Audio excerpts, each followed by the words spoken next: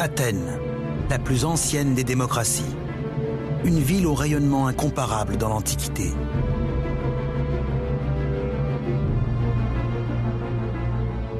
Une cité qui concentre le pouvoir et la richesse au cœur d'un puissant empire maritime. À la tête de cette ville-État, un homme semble incarner à lui tout seul la grandeur d'Athènes, Périclès.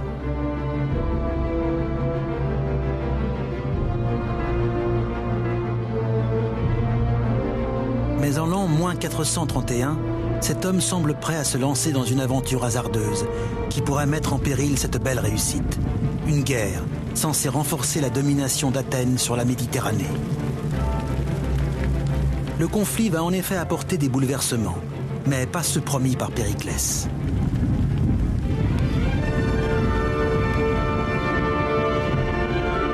Dans cette époque troublée, un Athénien du nom de Socrate va devenir quant à lui le chef de file d'un nouvel empire inédit qui, aujourd'hui encore, est considéré comme l'héritage le plus précieux des Grecs, un empire de la raison.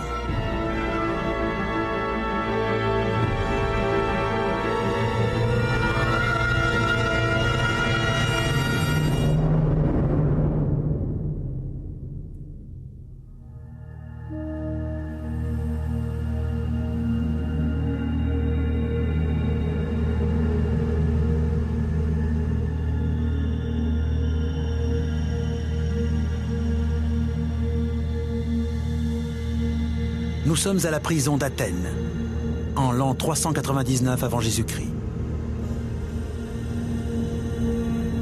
Le grand philosophe Socrate va être exécuté.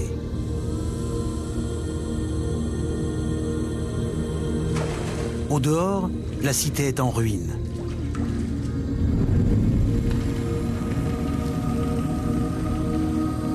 La nation athénienne a perdu dans la guerre sa gloire et son empire. Le peuple se sent démuni. Socrate est l'un des seuls à s'être élevé contre ce conflit, l'un des seuls qui aurait pu sauver ses concitoyens de cette défaite cuisante. Pourtant, son sort est scellé.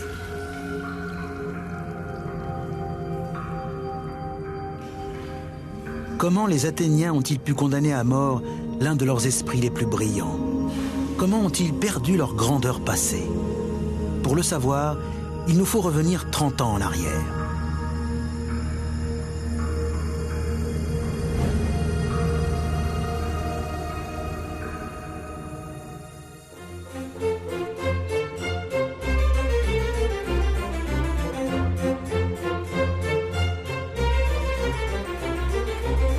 En 431 avant notre ère, la cité d'Athènes est la grande puissance de la Méditerranée. Périclès, issu d'une famille aristocratique, est à la tête de cette ville-État qui a bâti un empire maritime sur le pourtour de la mer Égée. Elle possède une imposante flotte de trières, des galères de combat.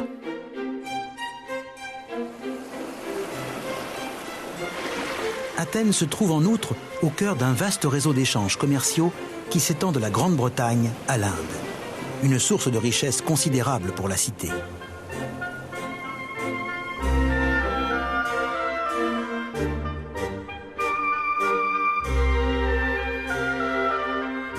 Périclès lui-même a beaucoup œuvré à faire de la ville un joyau du monde antique.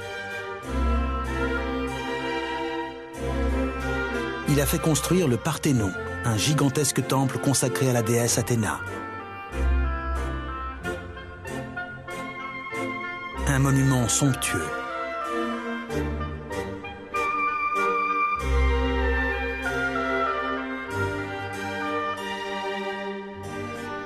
Mais malgré son autorité et son influence, Périclès n'est pas seul maître du pouvoir. Car Athènes est une démocratie.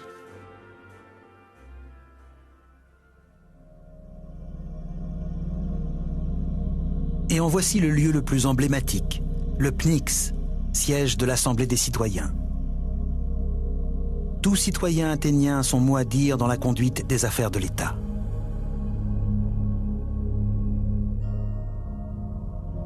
C'est ici que Périclès doit défendre sa politique et convaincre ses concitoyens.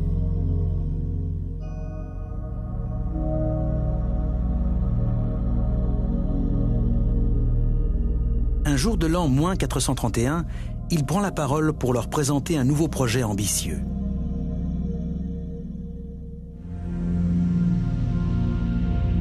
Un plan qui doit marquer l'apogée de la gloire athénienne.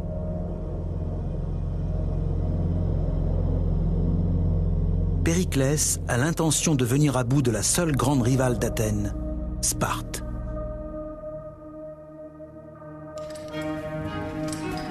Sparte est la seule cité-État grecque capable de se mesurer à Athènes. Les Spartiates règnent sur le sud du Péloponnèse et possèdent une armée redoutable. Ils sont d'ailleurs entraînés à l'art de la guerre dès leur plus jeune âge.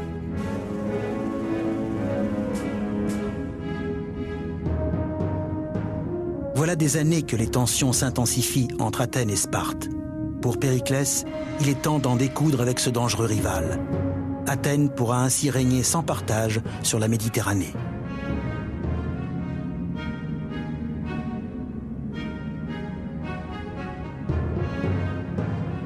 Si nous faisons la guerre, ce qui me paraît la meilleure solution, nous ne céderons sous aucun prétexte, car ce sont les plus grands dangers qui réservent les plus grands honneurs.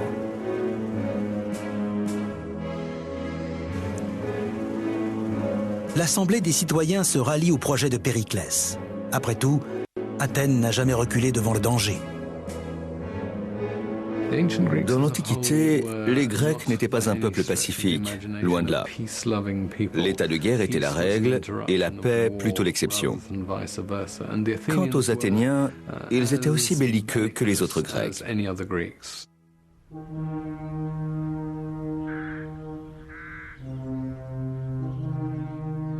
Périclès sait que la guerre contre Sparte sera difficile à remporter, car l'infanterie spartiate est redoutable.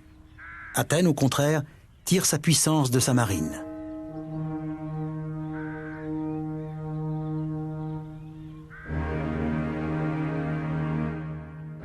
L'homme d'État a donc mis au point une stratégie sophistiquée.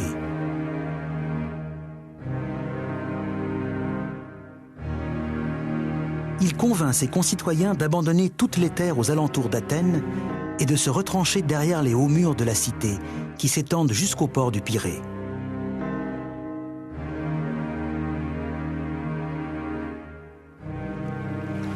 Le ravitaillement se fera par la mer. Des navires marchands achemineront les céréales et les denrées indispensables depuis les colonies et les alliés d'Athènes sur le pourtour méditerranéen.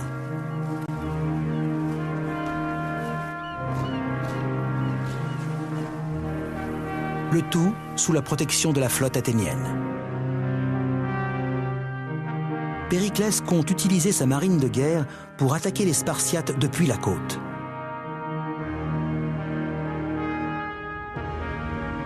Cette stratégie révèle un jugement très fin.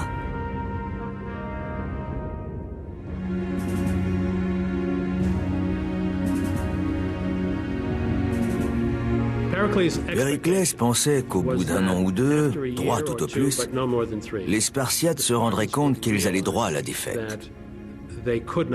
Car les Athéniens ne leur livreraient jamais la bataille d'infanterie dont ils avaient absolument besoin pour gagner. La flotte athénienne a toujours joué un rôle clé pour la cité.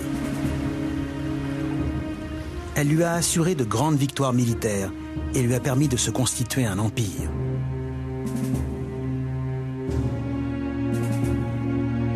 Périclès est certain qu'elle va maintenant offrir à Athènes son triomphe ultime.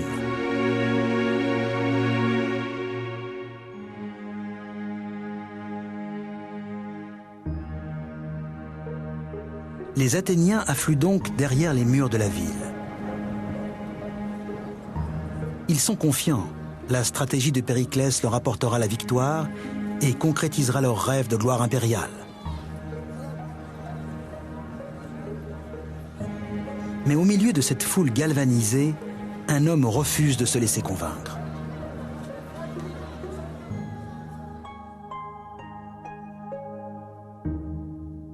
Un homme à part dans la société athénienne, Socrate.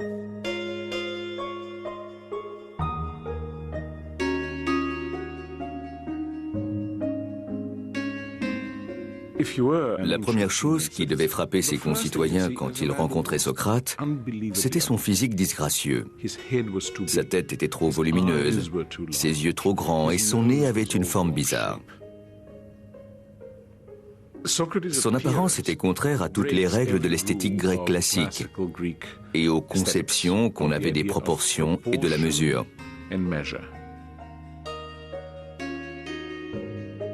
Socrate arpente les rues d'Athènes pieds nus, vêtu seulement d'une tunique crasseuse.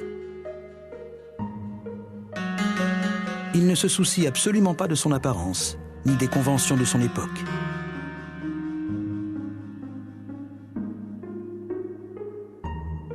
Ce qui l'intéresse, c'est la réflexion. Ce personnage atypique va prendre la tête d'une véritable révolution de la pensée, qui couve déjà depuis plusieurs années dans l'Empire grec.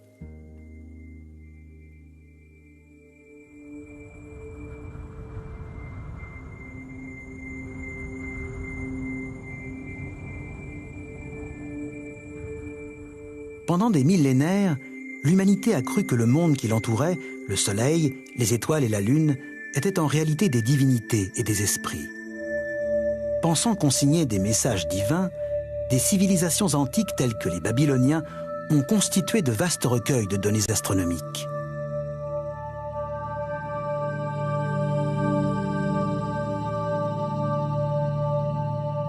Ce calendrier venu de Babylone recense par exemple le lever et le coucher des constellations, ainsi que les dieux qu'elles représentent.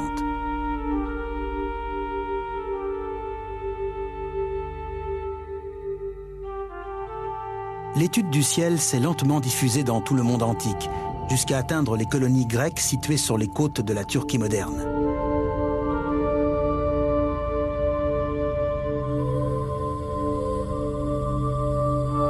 C'est là qu'un bouleversement s'annonce.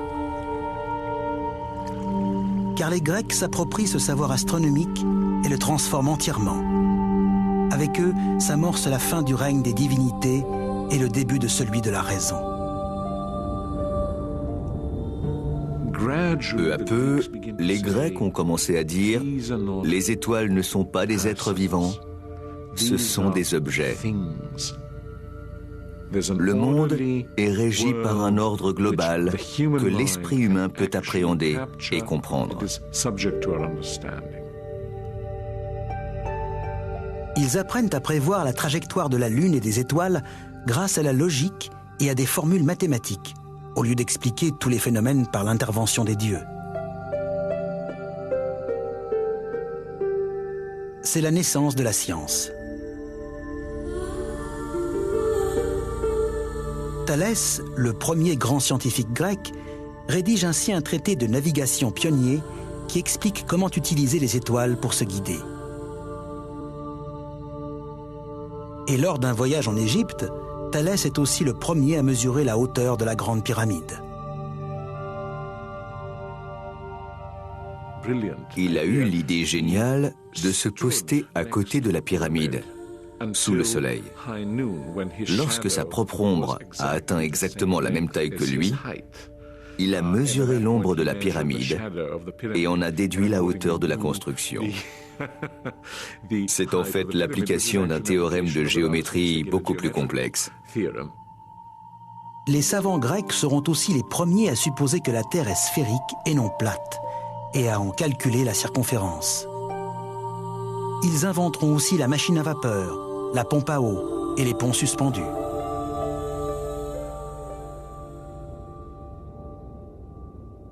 Mais Socrate, lui, ne s'intéresse pas au fonctionnement du monde tangible. Son nouveau mode de pensée, fondé sur la raison et la logique, lui sert à étudier ses semblables. Le grand bouleversement arrive avec Socrate, qui tourne le dos au monde de la nature. Ce qui l'intéresse, c'est l'individu. L'autre devient un objet d'attention et d'étude. Dans les rues d'Athènes, Socrate passe ses journées à converser, discuter et argumenter avec les passants. Avec plus de 150 000 personnes regroupées derrière les murs de la ville, il est dans son élément. Le plus extraordinaire chez Socrate, c'est qu'il était le premier citadin passionné. Il adorait la cité et a fait de la vie de la cité l'une de ses préoccupations centrales.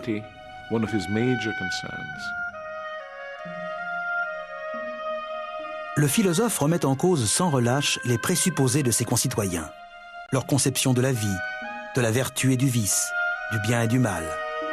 Il prend un malin plaisir à mettre sans dessus-dessous les conventions de son époque.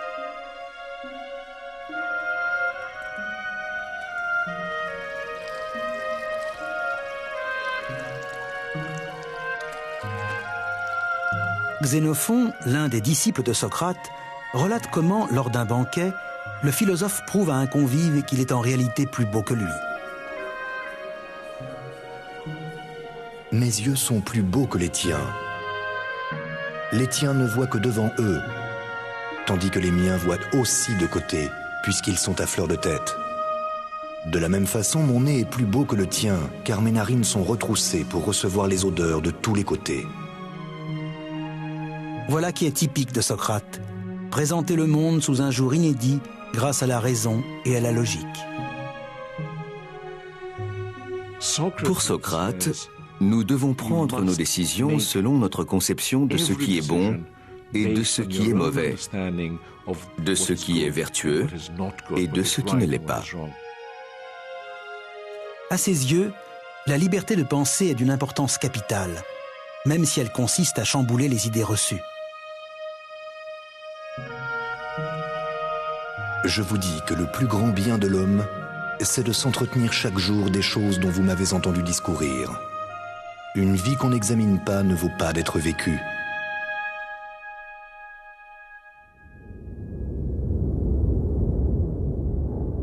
Mais tandis que Socrate débat avec ses concitoyens, la guerre a commencé.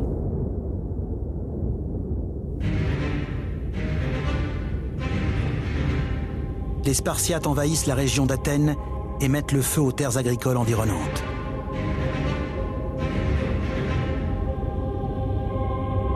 Dans la cité, la peur s'installe. Les habitants assistent impuissants à la destruction de leurs champs et de leurs récoltes, qu'ils voient partir en fumée depuis les murs de la ville. Pourtant, grâce à son charisme, Périclès réussit à convaincre son peuple de s'en tenir au plan initial. La ville peut toujours compter sur sa flotte et sur les marchandises expédiées depuis l'étranger. À bord des navires, malheureusement, se cache une menace plus terrible encore que les Spartiates.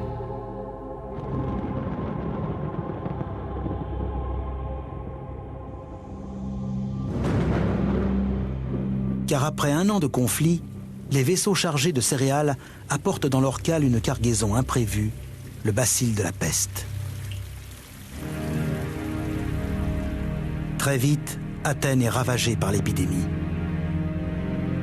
Le plan de Périclès n'a pas su anticiper ces difficultés. Pourtant, dans ce contexte de surpeuplement, c'était un risque prévisible. Le résultat a été épouvantable. L'épidémie se répand comme une traînée de poudre dans la population massée dans l'enceinte de la ville. Les symptômes sont horribles, comme en témoigne l'œuvre de l'historien et chroniqueur Thucydide, qui les décrit en détail.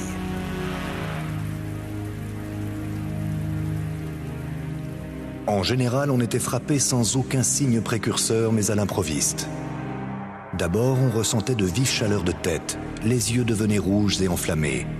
Puis le mal descendait dans les intestins et y provoquait de fortes ulcérations suivies d'une diarrhée opiniâtre. Il est impossible de dépeindre les ravages de ce fléau.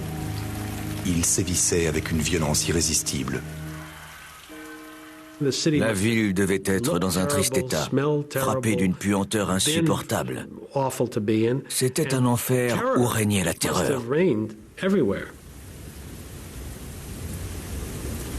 Les victimes, brisées par la fièvre et pris d'une soif irrépressible, rampent jusqu'à l'intérieur des citernes d'eau pour y mourir.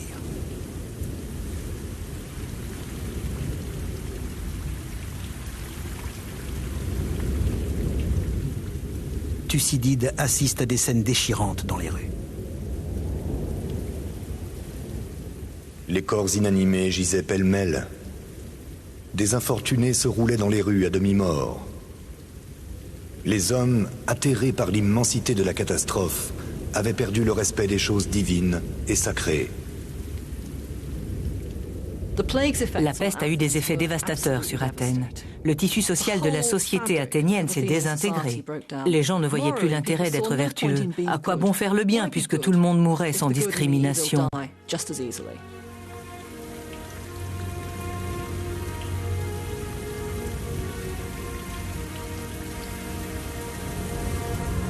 La peste emporte plus du tiers de la population d'Athènes.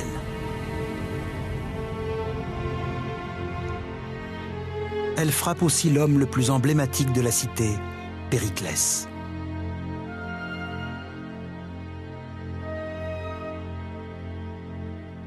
Plutarque, son biographe, décrit ainsi ses symptômes. La peste s'empara de Périclès. L'attaque ne fut pas aiguë comme chez d'autres, ni violente. Le fléau prit la forme d'une maladie sournoise qui épuisa son corps et mina sa force morale. L'homme fort de la cité en est réduit à recourir à des potions et à des sorts dans l'espoir de guérir.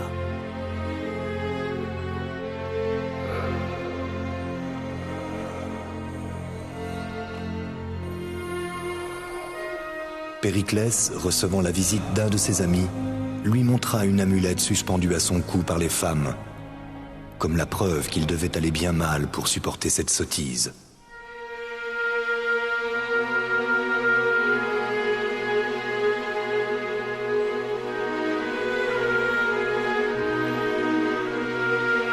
Sa maladie se prolonge pendant 6 mois, avant de l'emporter en moins 429.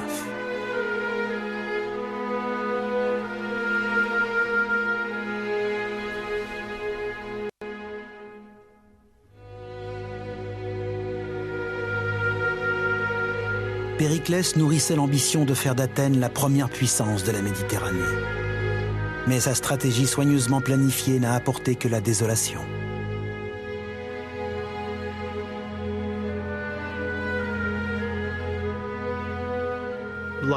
Comme la plupart des grands hommes à qui tout semble réussir, Périclès a sous-estimé un facteur.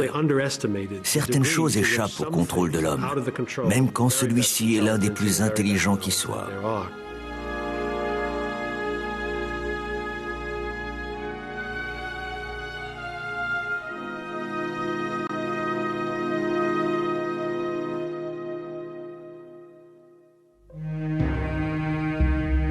Sa mort a des effets considérables. Il s'avère très vite que le bon fonctionnement d'Athènes reposait jusqu'à présent sur un seul homme, celui qui vient de mourir. Plutarque décrit les changements rapides qui s'ensuivent.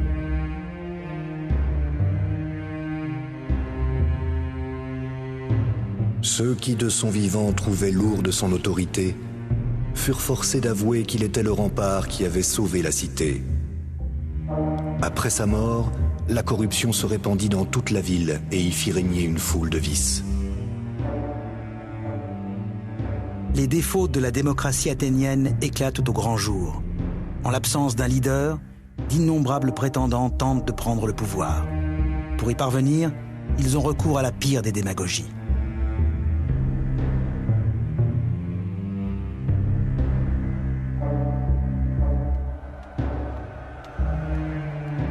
Pour flatter le peuple, les successeurs de Périclès, qui voulaient tous se hisser au premier rang, étaient portés à lui abandonner les affaires.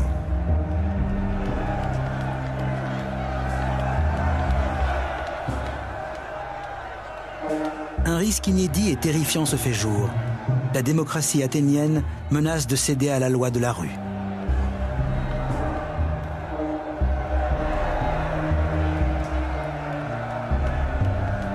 Dans ces conditions, difficile de poursuivre la guerre.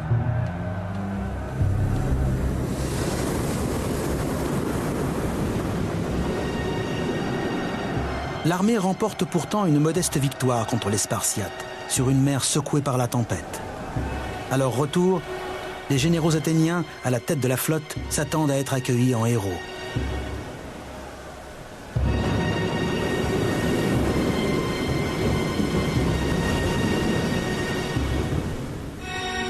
Mais dès leur arrivée, ils sont jetés en prison.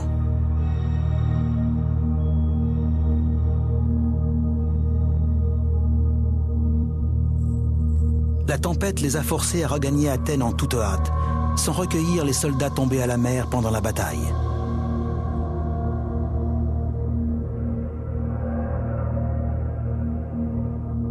Des orateurs habiles persuadent la population que ces généraux ont commis là un crime épouvantable et ne méritent qu'un jugement sommaire avant d'être exécutés.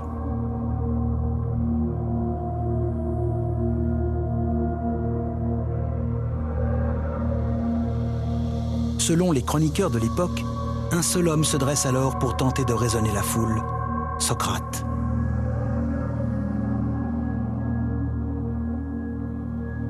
Seul contre tous, Socrate s'est élevé contre les réactions furieusement agressives exprimées par l'opinion publique.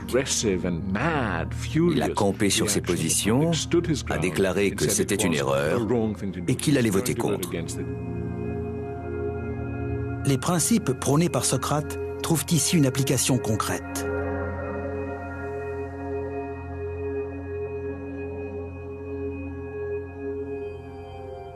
Il a refusé de se soumettre à quelque pression que ce soit et a continué à penser pour lui-même, à faire ce que lui dictait sa conscience et sa raison.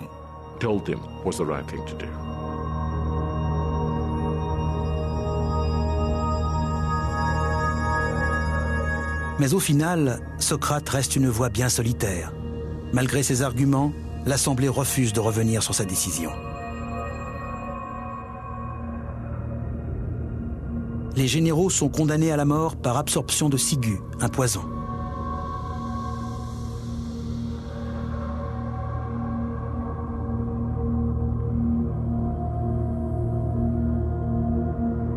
C'est une perte énorme pour l'effort de guerre athénien.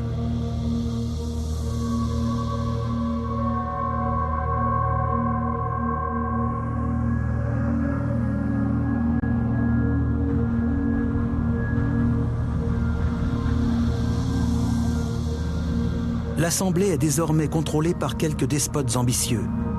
Et Athènes, loin de sa puissance d'antan, commence à se fourvoyer.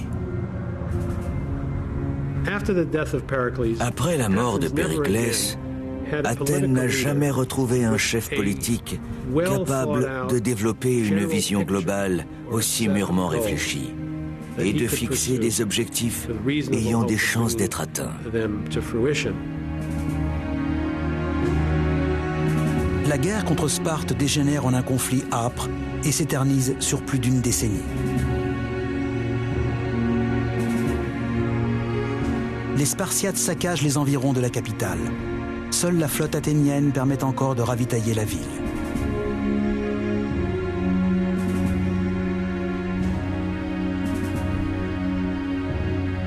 Aucun des deux camps ne parvient à prendre le dessus.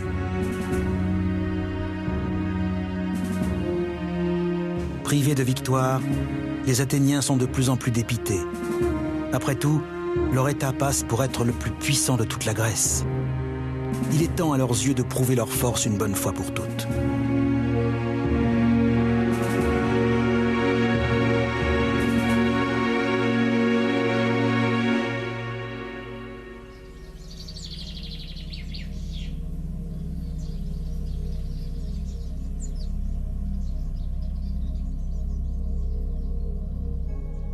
En l'an 416 avant Jésus-Christ, une proposition audacieuse est présentée à l'Assemblée. Même si elle ne garantit pas la défaite de Sparte, elle devrait permettre aux Athéniens de satisfaire leur soif de gloire. Ségeste, une petite colonie grecque située en Sicile, a demandé protection à Athènes. Elle est en guerre avec la cité voisine de Sélinonte, soutenue par Syracuse, l'allié de Sparte. Les Athéniens décident de venir en aide à Ségeste et d'humilier leurs ennemis jurés. Ils espèrent en profiter pour conquérir toute la Sicile.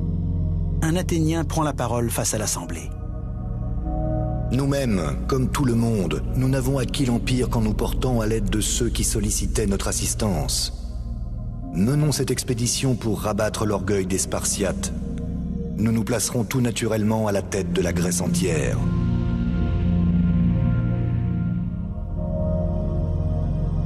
Le projet est ambitieux et demande des moyens importants. Notamment une vaste flotte de vaisseaux de guerre et quelques 10 000 hommes pour assurer le débarquement en Sicile. Les Athéniens se lancent dans l'aventure avec enthousiasme.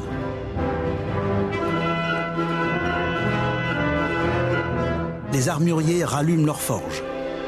Les soldats vérifient leur équipement. Des provisions sont chargées à bord des trières. Et les armateurs préparent leurs vaisseaux.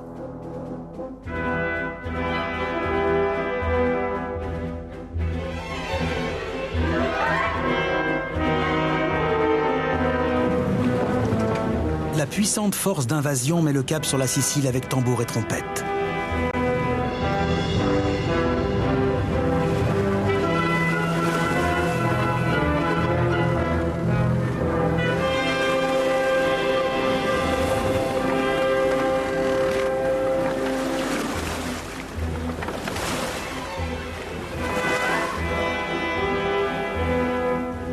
Six mois plus tard, les Athéniens apprennent que la campagne de Sicile est plus laborieuse que prévu. Il faut envoyer des renforts.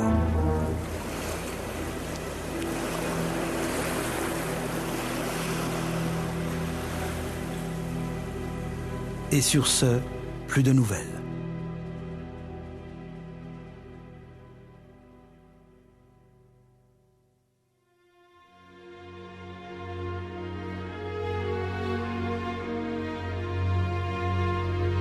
Jusqu'à l'automne de l'an -413. Un marin arrive alors à Athènes.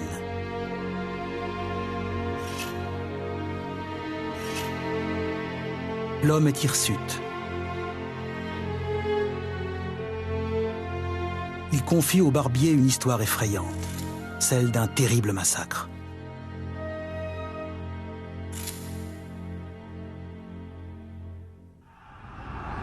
Une armée d'envahisseurs mise en difficulté à peine débarquée. Des chefs de guerre incapables de se mettre d'accord sur une stratégie commune. Une pénurie progressive d'eau et de nourriture.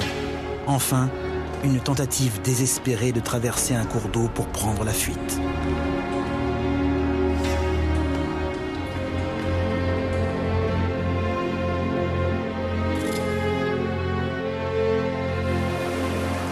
Arrivés sur le bord du fleuve, ils s'y précipitèrent dans le pire désordre, chacun voulant passer le premier. Ils tombaient les uns sur les autres, se foulaient aux pieds.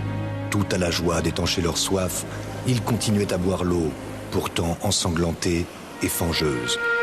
Déjà, un grand nombre de cadavres s'amoncelaient dans le fleuve.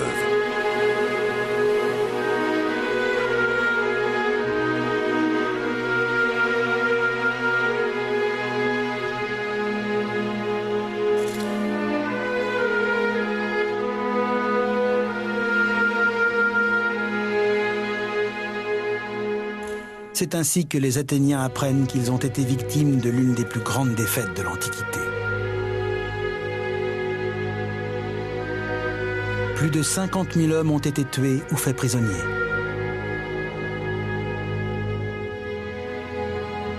Deux flottes entières de trières ont été détruites.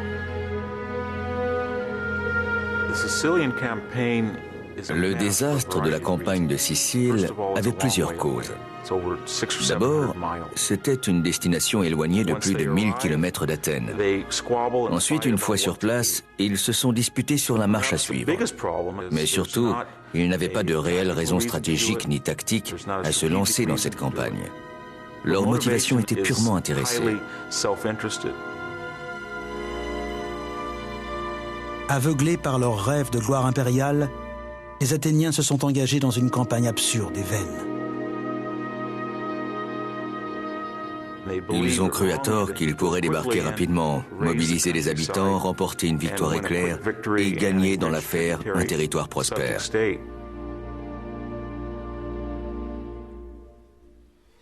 Thucydide décrit l'étendue des dégâts. Ce fut l'événement le plus glorieux pour les vainqueurs, le plus lamentable pour les vaincus. La défaite des Athéniens était entière et leur ruine totale. Armés de terre et vaisseaux, ils perdirent tout.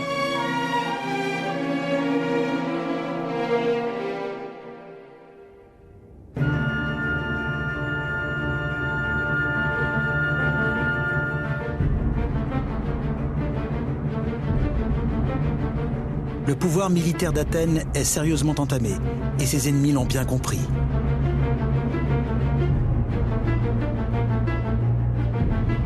Ainsi, les Perses, humiliés par Athènes 50 ans plus tôt, voilà l'occasion rêvée de prendre leur revanche.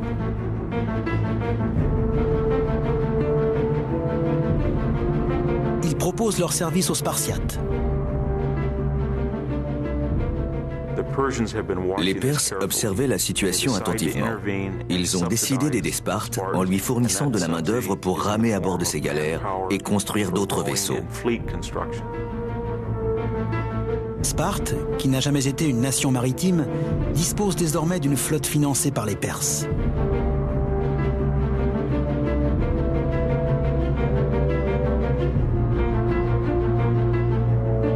En face, la force navale athénienne a été décimée par la campagne de Sicile. Les Spartes organisent donc le blocus des ports d'Athènes. Les convois de céréales venus d'Égypte et des colonies grecques ne peuvent plus passer. Bientôt, la famine frappe la cité.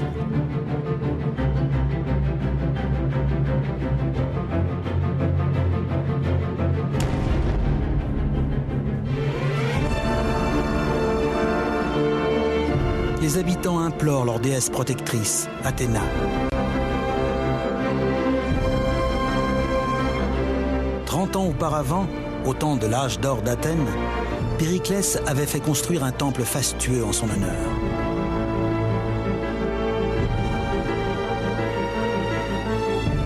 Mais les prières restent sans effet.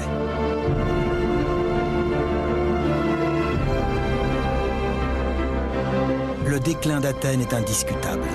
Sa population, décimée par la peste et la guerre, est assiégée et affamée. Les caisses de l'État sont vides et sa flotte, autrefois si conquérante, fait maintenant piètre figure.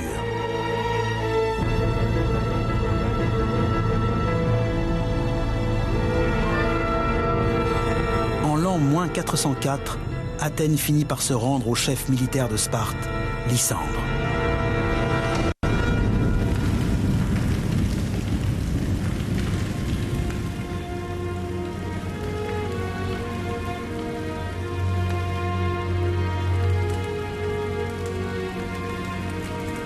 Les vainqueurs sont sans pitié.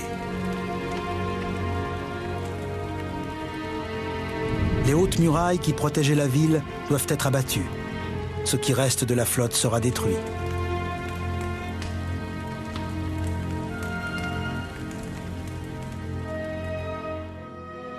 Il y a cet épisode très frappant où la flotte de Lysandre entre dans le port du Pirée pour démanteler la force navale athénienne. Cette destruction symbolise l'écroulement de l'Empire athénien.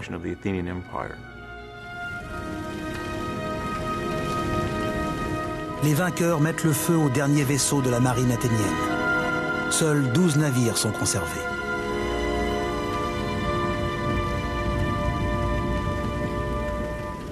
C'est la fin de la suprématie d'Athènes.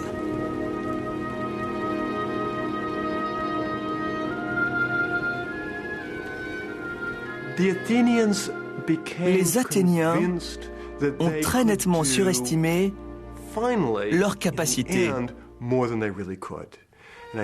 C'est à ce moment, je crois, que le modèle démocratique a révélé qu'il pouvait tourner au drame.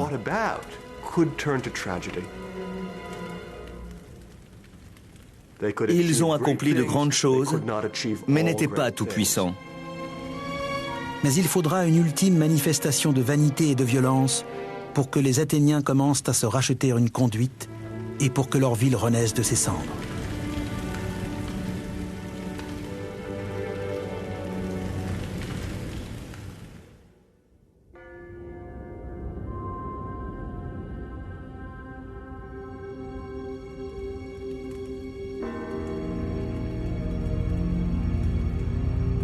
Pour l'heure, humiliés et privés de leur empire, ils cherchent un bouc émissaire pour expliquer leur défaite.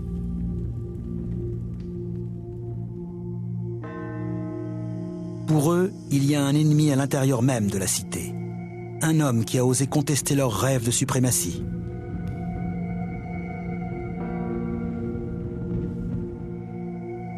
Cet homme, c'est Socrate. Socrate était un esprit critique. Il s'en prenait au mode de pensée et de réflexion de ses concitoyens. Et il critiquait la vie publique athénienne. Voici maintenant plus de 50 ans que Socrate conteste et attaque publiquement les traditions athéniennes. Un groupe de jeunes disciples s'est formé autour de lui. Aux yeux de ses concitoyens, il a clairement affaibli les valeurs de la société et sapé son ambition. Sur l'ordre de l'Assemblée, Socrate est arrêté pour avoir mis en doute la religion officielle et corrompu la jeunesse de la cité.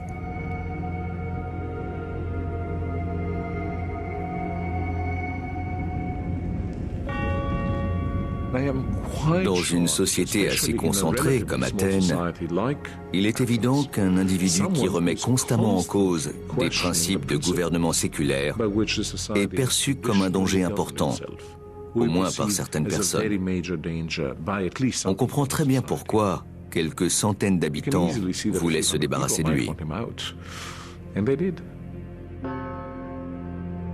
Les Athéniens vont juger l'homme qui a osé contester leur façon de vivre.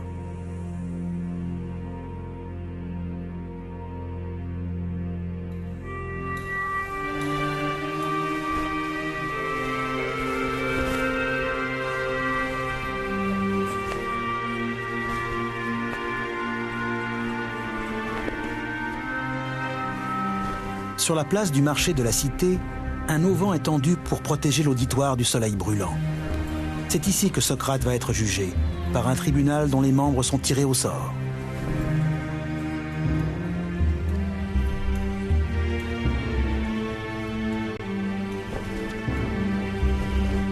De nos jours, un tel procès nous paraîtrait inacceptable. Le système juridique athénien était extrêmement différent de nos systèmes contemporains. Il n'y avait ni avocat, ni juge professionnel. De notre point de vue, ce système peut même sembler plutôt inquiétant. À Athènes, le droit n'avait pas la place qu'il a aujourd'hui dans nos sociétés.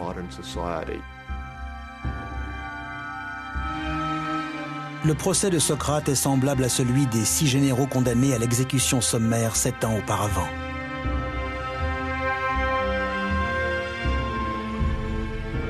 Le philosophe n'a qu'un temps limité pour se défendre. Dans les tribunaux athéniens, toutes les plaidoiries sont chronométrées à l'aide d'une clepsydre, une jarre pleine d'eau se vidant régulièrement dans un autre récipient.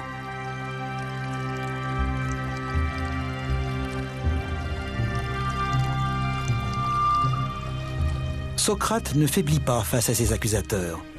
Bien au contraire, il s'entête et explique que ses principes de vie, loin d'avoir corrompu Athènes, n'ont amené que des bienfaits à la cité. La comparaison vous paraîtra peut-être un peu ridicule. Mais je suis attaché à cette ville comme à un coursier puissant que sa grandeur même appesantit et qui a besoin d'un éperon qui l'aiguillonne. C'est ainsi que j'ai été choisi pour gourmander chacun de vous partout et toujours, sans vous laisser aucune relâche. Il ne cherche nullement la compassion du tribunal, mais place sa vie et sa personne en porte-à-faux avec l'État athénien tout entier.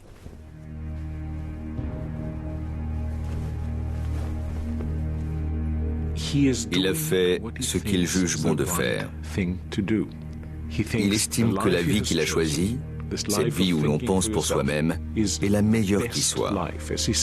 Comme il le déclare, une vie qu'on n'examine pas ne vaut pas d'être vécue pour un être humain.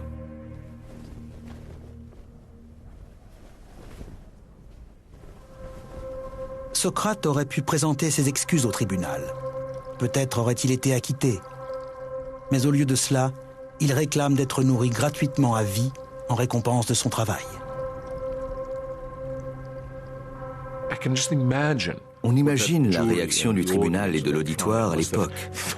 Ils ont dû en rester sans voix.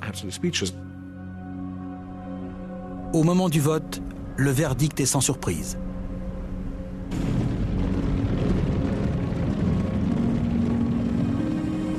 Socrate est jugé coupable et condamné à mort.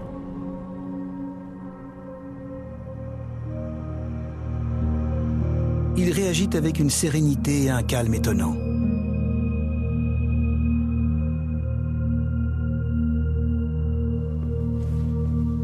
Il est temps que nous nous quittions. Moi pour mourir et vous pour vivre. Qui de nous aura le destin le plus heureux? Personne ne le sait, excepté Dieu.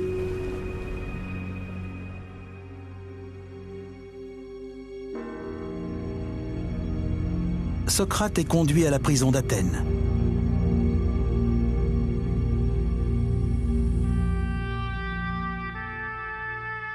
Le site est encore visible aujourd'hui. On y devine les contours de la cellule dans laquelle Socrate a sans doute été incarcéré.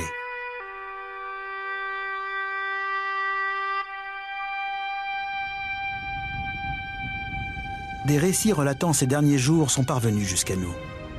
Ils proviennent de ses amis et disciples venus le voir en prison et comptent parmi les écrits grecs les plus célèbres.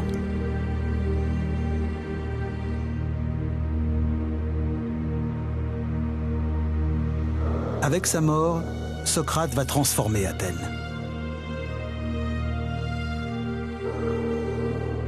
Il va prouver à ses concitoyens que les principes qu'il défend, l'usage de la raison et la remise en question du monde, valent la peine de se sacrifier. Il doit être exécuté selon la tradition athénienne, en buvant la ciguë.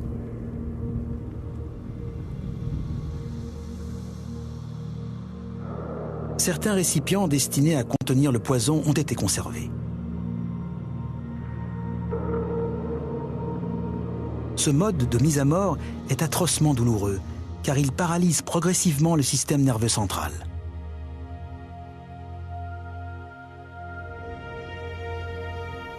Mais tandis qu'approche l'heure de son exécution, Socrate continue de dialoguer avec ses amis, comme si de rien n'était.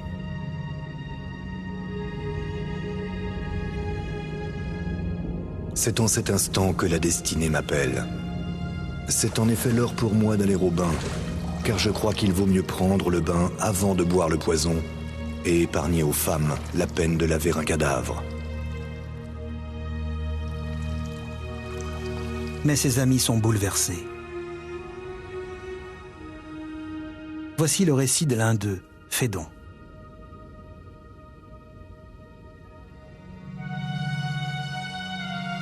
J'eus beau me contraindre, mes larmes s'échappèrent à flots. Alors je me voilai la tête et je pleurai sur moi-même. Tous les disciples avaient le cœur fendu, excepté Socrate lui-même qui dit « Que faites-vous là, étranges amis ? J'ai toujours entendu dire qu'il fallait mourir sur des paroles de bon augure. Soyez donc calmes et fermes. »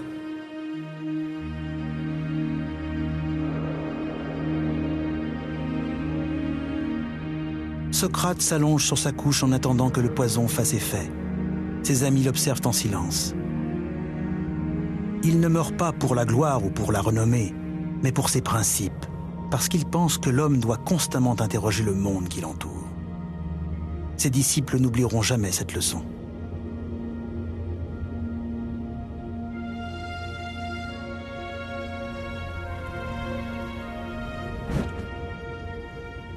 Socrate, par sa vie et sa mort,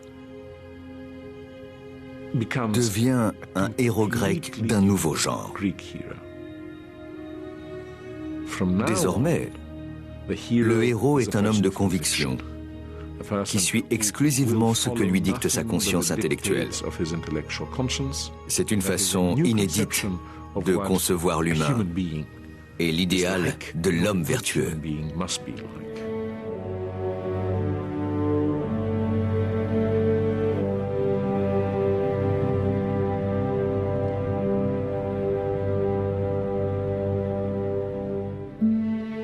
Pendant des siècles, les Athéniens ont cru en un seul idéal, celui du héros guerrier.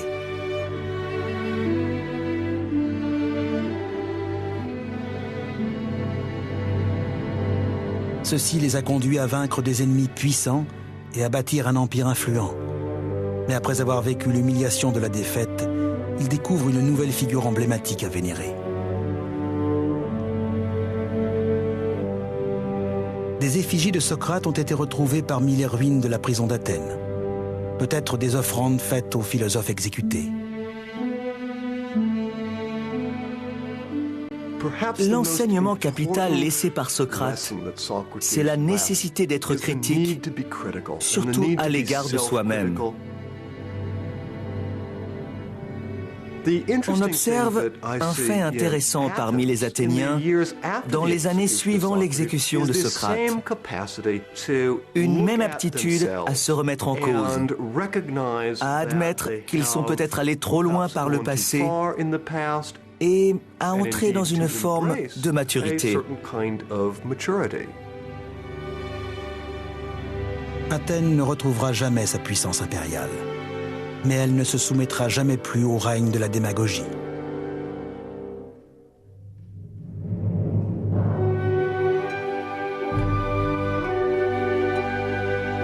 Au contraire, elle devient la cité du questionnement intellectuel. Un lieu d'étude et de débat où les disciples de Socrate, puis leurs propres élèves, dessineront les contours d'un monde fondé sur la raison.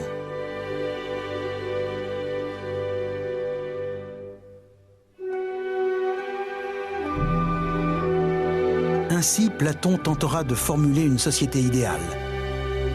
Aristote étudiera la nature, créant ainsi la biologie et la zoologie. Peu à peu, les idées et les travaux de ces penseurs grecs se diffuseront dans tout le monde antique. Dès lors, les Athéniens vont concentrer une grande partie de leurs efforts sur la réalisation de ce que l'on pourrait appeler un empire de la pensée. Auparavant, Athènes envoyait ses vaisseaux dans ses colonies pour y collecter l'impôt. Désormais, c'est la raison qui étend son empire sur toutes les autres régions du monde, y compris celles où nous vivons aujourd'hui. Et les principes socratiques, la raison, la remise en cause des évidences et du monde qui nous entoure, s'installent dans la durée.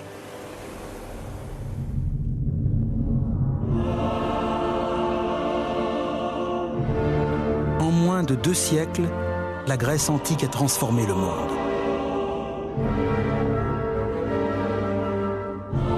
Au milieu des ruines, quelques grands personnages ont créé un nouvel empire puissant.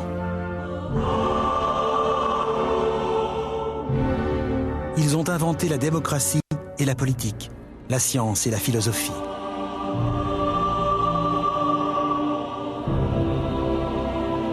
Ils nous ont laissé une littérature et un théâtre qui continuent de nous émerveiller, des œuvres d'art et des monuments impressionnants. Enfin, ils nous ont appris à raisonner et à penser.